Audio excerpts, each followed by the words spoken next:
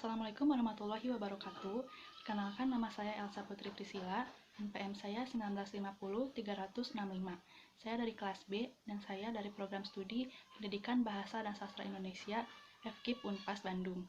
Di sini saya akan mempresentasikan tentang layanan bimbingan konseling. Menurut KBBI, bimbingan adalah petunjuk atau cara untuk mengerjakan sesuatu, sedangkan konseling adalah pemberian bimbingan oleh konselor kepada konseli. Bimbingan konseling adalah proses interaksi antara konselor dan konseli dalam rangka membantu para konseli untuk mengembangkan potensi yang ada pada dirinya atau membantu memecahkan masalah yang sedang dia alami. Adapun tujuan dan fungsinya. Tujuannya yaitu untuk memperoleh pemahaman yang lebih baik untuk diri klien serta mengarahkan diri klien sesuai dengan potensi yang dimilikinya. Sedangkan fungsinya yaitu untuk penyembuh atau perbaikan bagi diri klien yang mempunyai masalah yang sulit untuk dipecahkan, yang menyebabkan diri klien menjadi pesimis atau rendah hati. Sekarang saya akan membahas macam-macam layanan yang ada pada bimbingan konseling. Yang pertama ada layanan orientasi. Layanan ini memungkinkan para peserta didik untuk memahami lingkungan barunya, serta mempermudah berperannya para peserta didik lingkungan barunya. Layanan ini sekurang-kurangnya dilakukan 2 kali dalam setahun, yaitu pada awal semester. Nah, tujuan dari layanan ini untuk mempermudah para peserta didik beradaptasi di lingkungan barunya dan menyesuaikan dirinya secara tepat dan memadai. Materi yang ada pada layanan orientasi, yang pertama ada pengenalan lingkungan serta fasilitas yang ada di sekolah, yang kedua ada peraturan dan hak serta kewajiban para siswa, yang ketiga ada organisasi yang dapat meningkatkan hubungan sosial para siswa, yang keempat ada kurikulum serta aspek-aspeknya, yang kelima ada peranan kegiatan bimbingan karir, dan yang terakhir ada peranan dan pelayanan bimbingan konseling. Yang kedua ada layanan informasi. Layanan informasi ini memungkinkan para peserta didik untuk dapat menerima dan memahami berbagai informasi, seperti informasi diri, belajar tentang karir, sosial, serta pendidikan lanjutan. Nah, tujuannya itu untuk membantu para peserta didik agar dapat mengambil keputusan secara tepat tentang suatu dalam berbagai bidang. Materi yang diberikan pada layanan informasi ini, yang pertama ada tugas-tugas perkembangan pada masa remaja akhir tentang kemampuan dan perkembangan pribadinya.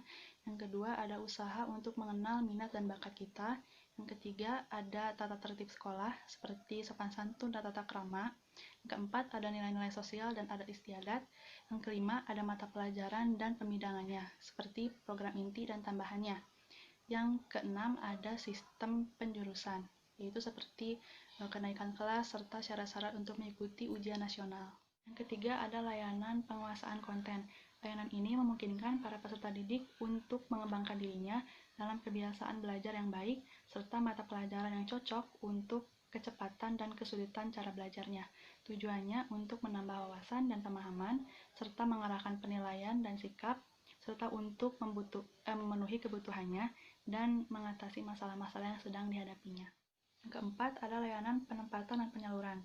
Layanan ini memungkinkan para peserta didik untuk memperoleh pelayanan dan penyaluran di dalam kelas, contohnya dalam kelompok belajar, jurusan atau program studi, serta ekstrakurikuler, yang sesuai dengan potensi, minat, bakat, serta kepribadiannya.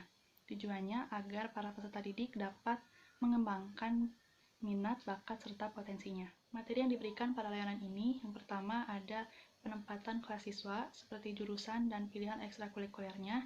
Yang kedua ada penempatan dan penyaluran kelompok sebaya, kelompok belajar, serta dalam kegiatan sosial di dalam sekolah. Yang kelima ada layanan konseling perorangan. Layanan ini memungkinkan para peserta didik untuk mendapatkan layanan secara langsung dengan guru pembimbing untuk membahas dan menuntaskan masalah yang sedang dihadapinya. Tujuannya agar peserta didik dapat menyelesaikan masalahnya secara tuntas. Pada layanan ini terdapat tahap-tahapnya. Apa sajakah isinya? Ini yang pertama ada tahap pembukaan, yang kedua ada tahap penjelasan atau eksplorasi, yang ketiga ada tahap pengubah tingkah laku, dan yang terakhir ada tahap penilaian atau tindak lanjut. Yang keenam ada layanan bimbingan kelompok. Layanan ini memungkinkan para peserta didik untuk secara bersama-sama melalui dinamika kelompok dan memperoleh bahan atau materi yang dapat menunjang pemahaman dan pengembangan kemampuan sosial baik secara individu maupun berkelompok. Tujuannya agar para peserta didik dapat menambah pengembangan dan pemahaman baik secara individu ataupun berkelompok. Yang ketujuh ada layanan konseling kelompok. Nah, layanan ini memungkinkan para peserta didik memperoleh kesempatan untuk menceritakan masalah-masalah pribadinya melalui dinamika kelompok. Masalah yang dibahasnya yaitu masalah-masalah pribadi yang sedang dialami masing-masing anggota kelompok. Tujuannya agar berkembangnya kemampuan sosialisasi siswa, terutama dalam kemampuan berkomunikasi. Yang kedelapan ada layanan konsultasi.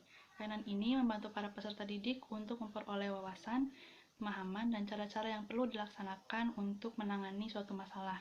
Tujuannya agar para peserta didik dapat menyelesaikan permasalahan yang dialami pihak ketiga dengan kemampuannya sendiri. Terakhir ada layanan mediasi.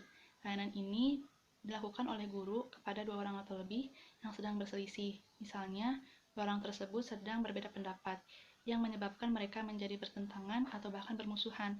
Nah, layanan ini bertujuan untuk agar tercapainya hubungan yang positif dan kondusif di antara pihak yang sedang berselisih tersebut. Sekian video presentasi dari saya. Mohon maaf bila ada kekurangan atau kesalahan kata. Wassalamualaikum warahmatullahi wabarakatuh.